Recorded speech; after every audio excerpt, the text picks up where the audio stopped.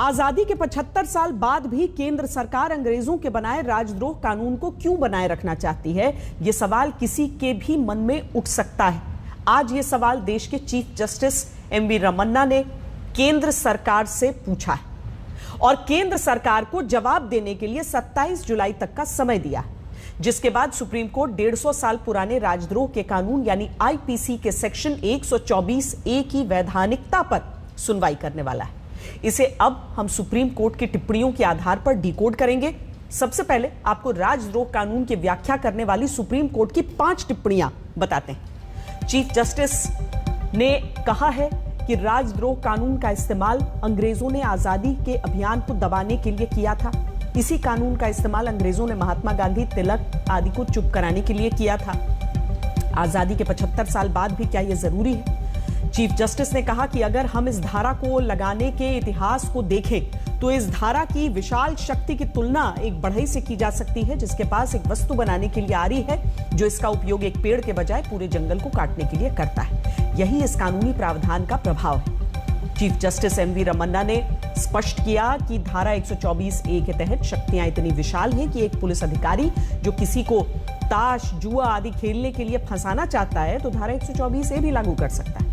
Chief justice ने यह भी कहा कि हमारी चिंता कानून के दुरुपयोग और कार्यकारी एजेंसियों की जवाबदेही न होने की।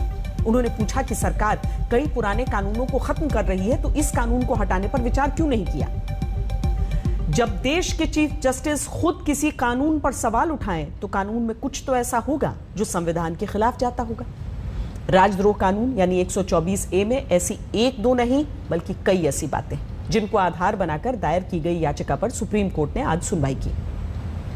याचिका में इस कानून को मुख्य तौर पर 3 चुनौतियां दी गई। पहली ये कि धारा 124A के तहत राजद्रोह के अपराध की संवैधानिकता अस्पष्ट है। राजद्रोह कानून बोलने की स्वतंत्रता के मौलिक अधिकार के खिलाफ अनुचित प्रतिबंध है और यह प्रावधान किसी अभिव्यक्ति को आपराधिक कृत्य बताकर राजद्रोह मान सकता है। इसी याचिका पर सुनवाई के दौरान सुप्रीम कोर्ट ने इस कानून पर तीखे कमेंट किए, लेकिन आखिर इस कानून में ऐसा क्या है जो सुप्रीम कोर्ट तक को इसे लेकर चिंता जतानी पड़ गई और आखिर वो कौन सी बातें हैं जिनकी वजह से सरकार इस कानून को खत्म करने के लिए राजी नहीं। इसके लिए पहले आपको राजद्रोह कानून की परिभाषा और सजा का प्रावधान बता देते हैं। धारा 124A के अनुसार जब कोई व्यक्ति बोले गए या लिखित शब्दों, संकेतों या किसी और तरह से सरकार की अवमानना, घृणा या उत्तेजित करने का प्रयास करता है, भारत में कानून द्वारा स्थापित सरकार के प्रति असंतोष को भड़काने की कोशिश करता है, तो वो राजद्रोह का आरोपी है। और राजद्रोह यानी धारा 124A एक गैर जमानती अपराध है और इसमें सजा 3 साल से लेकर उम्र कैद और जुर्माना है। राजद्रोह के कानून की परिभाषा काफी अस्पष्ट है। इसकी वजह इस कानून का 150 वर्ष पुराना होना भी है, जिसे अंग्रेजों ने अपनी सहूलियत के हिसाब से लागू किया था। लेकिन आज इस कानून की जरूरत पर खुद सुप्रीम कोर्ट ने सवाल उठाए हैं। इन सवालों का जवाब तलाशने के लिए हमने धारा 124A के इतिहास के पन्ने खंगाले और उनका मौजूदा हालात से सामना करवाया है। हमारी ये रिपोर्ट इसी पर आधारित है। ये 100 साल पुरानी बात है जब गांधी जी पर धारा 124A लगी थी। तब भी राजद्रोह का कानून 50 साल पुराना हो चुका था। ये कानून अंग्रेज सरकार ने भारत में वर्ष 1870 में लागू किया। इस कानून को लिखने वाले जेम्स स्टीफ ने कहा था कि सरकार की आलोचना बर्दाश्त नहीं होगी।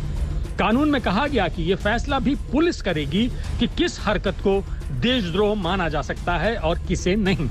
बिना कारण बताए किसी को भी गिरफ्तार किया जा सकता था।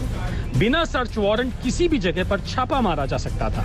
अगर किसी अधिकारी को लगे कि किसी बयान से सरकार के खिलाफ असंतोष भड़क सकता है तो उसे सजा सुनाई जा सकती थी। 1908 में बाल गंगाधर तिलक पर अंग्रेजों ने जब धारा 124A लगाई तो ब्रिटिश जज ने कहा था कि असंतोष भड़काने की कोशिश करना भी राजद्रोह है।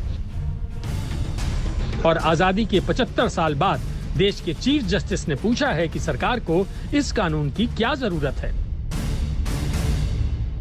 Supreme Court's observations regarding repeal of sedition law is good news for the nation but bad news for the Bharatiya Janata Party. Sedition law is BJP's most favorite and used weapon to kill criticism and suffocate freedom of speech and expression.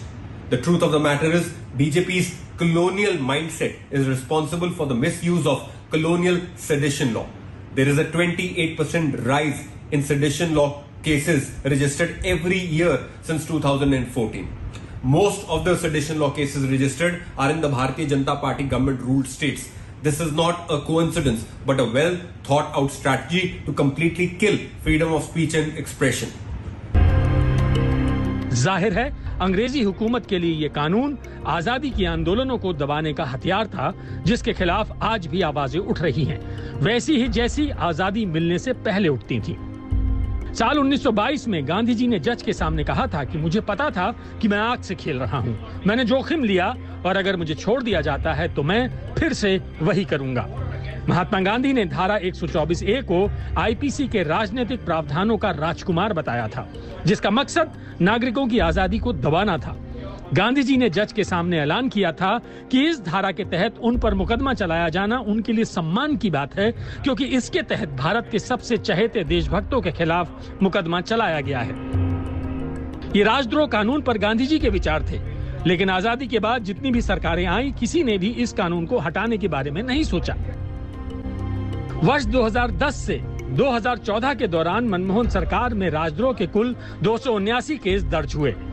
2014 से 2020 तक मोदी सरकार में ये आंकड़ा 519 था। 2010 से 2014 के दौरान 3,762 लोगों पर धारा 124A लगी। 2014 से 2020 में 7,136 लोग इस धारा में गिरफ्तार हुए।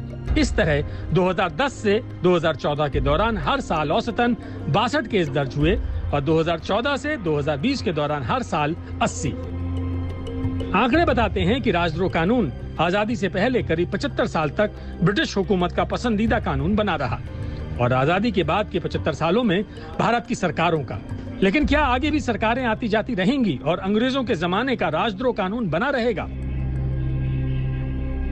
ये सब पॉलिटिकल है, इसमें कोई ये नहीं कि एक पार्टी या दो पार्टी। जब कांग्रेस थी तो वो इस्तेमाल करते थे, आज कोई और सरकार है बीजेपी, वो इस्तेमाल करते हैं। तो इसमें ये कोई बड़ी बात नहीं है कि उन्होंने नहीं किया, ये अभी इस्तेमाल हो रहा है, पहले भी हुआ है, उसका मिसयूज अभी भी हो रहा है। तो इसलिए अब सुप्रीम कोर्ट को लग रहा है कि इसमें कुछ ना कुछ रेगुलेशन या कुछ ऐसे गाइडलाइंस ले डाउन कर देने चाहिए, जिससे ये इसका जो मिसयूज है वो कर्टेल हो जाए, अगर इसको स्ट्राइक डाउन ना ही कर दें। क्योंकि देखिए इसकी जो जरूरत है वो अब और कम हो गई है, क्योंकि अब जो सरकार ने यूएपीए जो इनैक्ट कर दिया है, ये सारी चीजें अब यूएपीए में कवर्ड हैं जो टेररिस्ट ऑफेंसेस के लिए हैं। तो इसका स्टैट्यूट बुक पे मतलब पीनल कोड पे रहना अब कोई बहुत महत्वपूर्ण नहीं है। न जाने राजद्रोह कानून की धारा में ऐसी कौन सी गजब की शक्ति है जो कोई भी सरकार इससे पीछा छुड़ाने के बारे में सोच तक नहीं पाती। वैसे ये बताने की जरूरत नहीं है कि एनसीआरबी के आंकड़े खुद ही काफी कुछ कह देते हैं। वर्ष 2014 से 2019 के दौरान धारा 124A के तहत राजद्रोह के 326 केस दर्ज किए गए, 559 लोग गिरफ्तार किए गए, 337 लोगों के खिलाफ चार्जशीट दाखिल हुई, लेकिन अदालत ने सिर्फ 10 आरोपियों को ही दोषी माना, बाकियों का अपराध साबित नहीं हुआ और वो छूट गए। यानी इस कानून में गिरफ्तारी की दर भले ही ज्यादा हो, दोष साबित होने की दर ना के बराबर ही है, जो इस कानून की उपयोगिता पर सबसे बड़ा सवाल भी है। और अब सुप्रीम कोर्ट ने सरकार से इसका जवाब मांग लिया है। दिल्ली से नलिन शर्मा के साथ आज तक ब्यूरो। अंग्रेजों के जमाने के राजद्रोह कानून को हटाने को लेकर आजादी के 75 वर्ष बाद भी भारत में सिर्फ बहस ही चल रही है। ऐसे में आपको यह जानकर हैरानी हो सकती है कि खुद ब्रिटेन ने अपने देश में राजद्रोह कानून को 2010 में खत्म कर दिया था, लेकिन क्या भारत में भी अब यह कानून खत्म होगा? इसका जवाब तो सरकार ही दे सकती है। जुलाई 2019 में राज्यसभा में एक प्रश्न के जवाब में गृह मंत्रालय ने कहा था कि देशद्रोह के अपराध से निपटने वाले आईपीसी के तहत प्रावधान को खत्म करने का कोई प्रस्ताव नहीं है, जिसके पक्ष में दलील देते हुए सरकार ने कहा कि राष्ट्र विरोधी, अलगाववादी और आतंकवादी तत्वों का प्रभावी ढंग से मुकाबला करने के लिए प्रावधान को बनाए रखने की आवश्यकता है। आज भी सुप्रीम कोर्ट में केंद्र सरकार की तरफ से पेश हुए अटॉर्नी जनरल के वेणुगोपाल ने कहा है कि धारा 124A को खत्म करने की जरूरत नहीं है। यानी आजादी के बाद भी अंग्रेजों के जमाने का यह कानून सरकारों को बेहद जरूरी लगता रहा है और मौजूदा सरकार भी इस राजद्रोह कानून के समर्थन में खड़ी है। आखिर इस 150 साल पुराने कानून में ऐसी क्या बात है जो सरकार की नजरों में इस कानून को आज भी प्रासंगिक बनाती है? देखिए।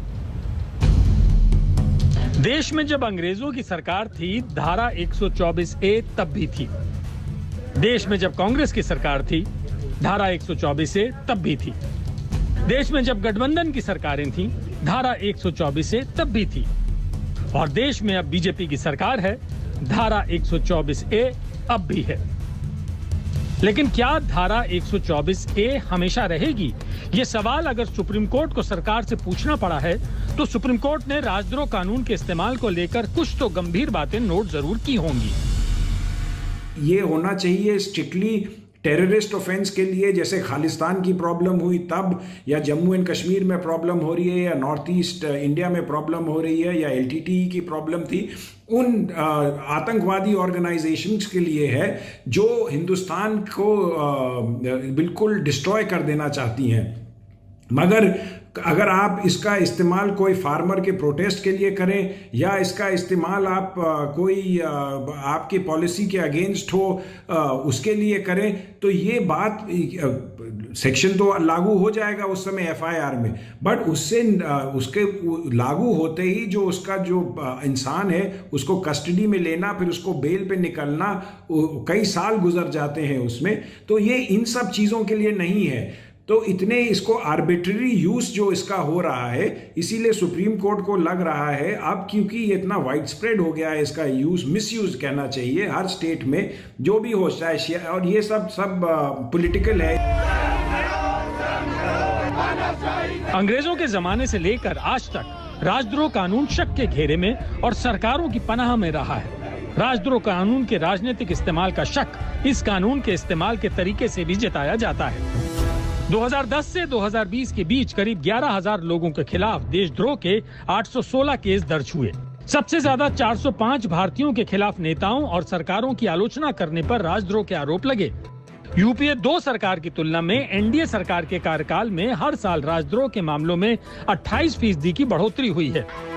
धारा 124A का सबसे ज्यादा इस्तेमाल आंदोलनों को दबाने में होने का आरोप हमेशा से लगता रहा है, फिर चाहे सरकार किसी की भी रही हो। किसी भी आदमी को आप कभी भी लपेटे में इसमें ले सकते हैं और उसको आप सेडिशन में चार्ज कर दीजिए। अच्छा, इसमें जो पनिशमेंट है वो उम्र कैद से लेके 3 साल या फाइन तक है। वो तो जब होगा, जब ट्रायल होगा उसके बाद होगा, मगर उसके पहले जो जब चार्ज लगेगा ये नॉन बेलेबल ऑफेंस है। इसका सेशंस ट्रायल है, तब की मैजिस्ट्रेट नहीं ग्रांट कर सकता।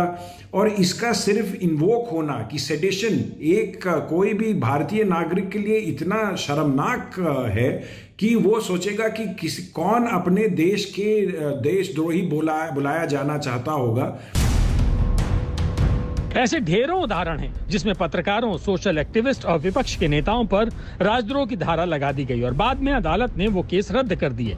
राजद्रोह कानून के इस लापरवाही से इस्तेमाल की सुप्रीम कोर्ट भी आलोचना कर चुका है, लेकिन सरकारें अब भी इस समस्या से मुंह फेर रही हैं। दिल्ली से आशुतोष मिश्रा और आनंद पटेल के साथ आज तक ब्यूरो।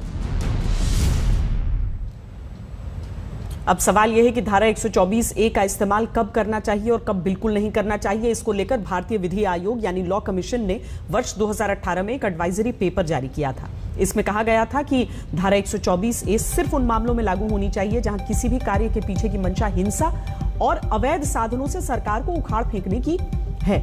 लॉ कमीशन ने कहा था कि अभिव्यक्ति की स्वतंत्रता के अधिकार के हर गैर जिम्मेदाराना इस्तेमाल को राजद्रोह नहीं कहा जा सकता। साथ ही यह भी कहा गया कि सरकारी नीतियों से मेल न खाने वाले विचार व्यक्त करने के लिए किसी व्यक्ति पर राजद्रोह की धारा के तहत आरोप नहीं लगाया जाना चाहिए। लॉ कमीशन ने कहा कि देश या उसके किसी विशेष पहलू पर अपशब्द कह देना देशद्रोह नहीं माना जा सकता। देश राजद्रोह पर 1962 में सुप्रीम कोर्ट ने भी एक ऐतिहासिक फैसला सुनाया था। केदारनाथ सिंह बनाम बिहार सरकार केस में सुप्रीम कोर्ट ने वैसे तो इस धारा को बनाए रखा, लेकिन इस धारा की सीमा तय कर दी थी। कोर्ट ने साफ कर दिया था कि सिर्फ सरकार की आलोचना करना राजद्रोह नहीं माना जा सकता। सोचने वाली बात यह है कि सुप्रीम कोर्ट को अपने ही फैसले के करीब 6 दशक गुजरने के बाद दोबारा राजद्रोह कानून की उपयोगिता पर सवाल क्यों पूछना पड़ा। वक्त एक ब्रेक का है। ब्रेक के बाद आपको पीएम मोदी के बनारस का रिपोर्ट कार्ड दिखाएंगे और यह समझने की कोशिश करेंगे कि पीएम मोदी ने आज यूपी के सीएम योगी आदित्यनाथ की एक्स्ट्रा तारीफ क्यों की है। मोदी का यूपी चुनाव वाला पैगाम क्या है, इस विश्लेषण के लिए थोड़ा सा इंतजार रहिए। खबरदार।